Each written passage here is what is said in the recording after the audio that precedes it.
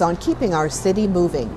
Mobility really does support everything we do, from going to and from work to getting to the movies on time, and doing so in a safe, reliable manner. Smoothness of mobility is one thing that differentiates great quality of life from not so great quality of life. Hey, just chat with anybody who's been stuck in traffic for a long time. Today in Edmonton, 77% of trips are made by car, with only 10% by public transit, including the LRT. This makes our city one of the car capitals of Canada, creating congestion and pollution that some say will only get worse as the city grows. So what can be done? Some ideas for shifting away from a car-dominated city include focusing on public transportation and continuing to expand the LRT. Other ideas include increasing parking rates and, in some cases, eliminating parking. In other locations, park and ride sites could be built. We could also encourage other ways to move by developing more trails for cyclists or walkers. Some routes could be just for bikes. In conjunction with expanding the LRT, we could continue to improve bus service. This could include dedicated bus lanes, more accessible stops, an increased number of transit shelters, and real-time schedule and traffic information. And you might just have some other ideas. Again, there could be some considerable benefits to moving away from a car-dominated transportation system. Fewer cars on the road would mean less congestion and fewer collisions. Also, people might spend less time commuting with fewer cars on the road, and with a better public transportation system, the budgetary demands for road maintenance would decrease. With escalating gas prices and car maintenance, some say we might be doing citizens a favor by creating viable transportation alternatives. Or would we? Opponents do have their concerns. They say that changing attitudes would take a long time. Drivers may not trade their independence for a bus schedule. Others have concerns about personal safety on public transit. Plus, how do we deal with cold weather concerns? Very few people want to wait at a bus stop in minus 30-degree weather. Ultimately, the trade-off here is that Edmontonians would need to accept the disadvantages of giving up their cars in a city where winter weather can be harsh. After all, Edmonton is one of the most northerly major cities in the world. One of the things that's also an issue is just people standing outside for long exposed periods of time when the thermometer drops to minus 30. This is something which people are really going to have a hard time dealing with long term. You're going to be out there doing that? I probably am not going to be out there doing it. I'll probably be driving my car. Well, I guess in terms of environmental responsibility, we'd be all doing our part by taking the transit and not driving to work every day. It's amazing how many people are in their cars by themselves. And I take the bus, so I'm witnessing this daily, but I think that could really help. And in the long run, that's an economic saving as well, as we're not paying for damage to the environment. Approach 3 focuses on creating a great place to live for all citizens. This approach focuses on identifying things that stand in the way of making Edmonton a more livable city and then removing those barriers.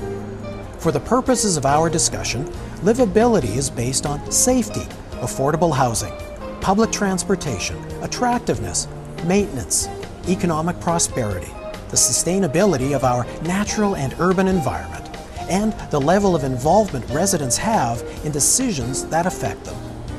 In a recent survey, Edmontonians rated the quality of life here as good, very good, or excellent.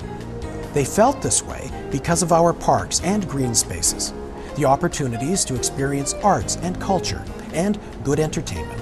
The Capital City Cleanup Program also helps. This year-round anti-litter and graffiti management program is successful because it welcomes the involvement of residents.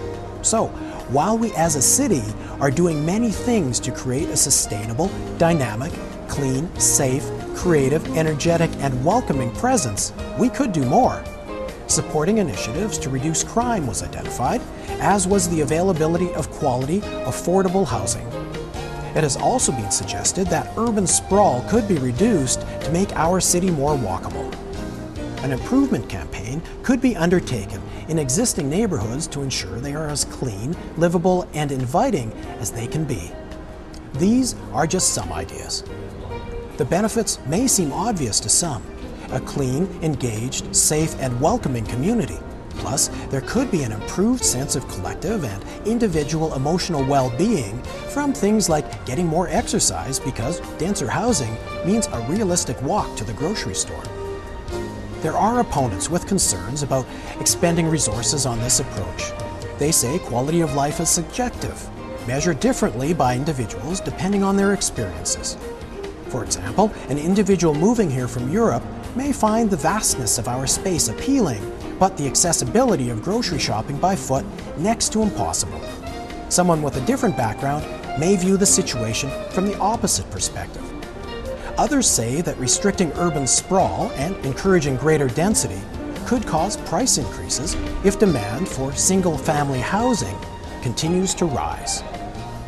As with all three approaches, this one has its trade-offs. For instance, this approach depends on the willingness of citizens to pay more taxes. The benefits of this approach may be intended for all citizens, but in practice, they may be enjoyed by only some. Now, not everyone would view this as a fair arrangement. The house, when I want to buy a house, will be expensive. When I want to find apartments, because I'm an international student, it's too expensive for me. And I can't find, it's not easy.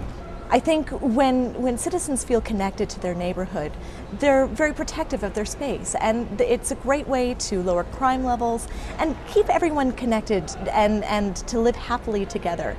I think ultimately that creates a really positive space where people can really fulfill their dreams.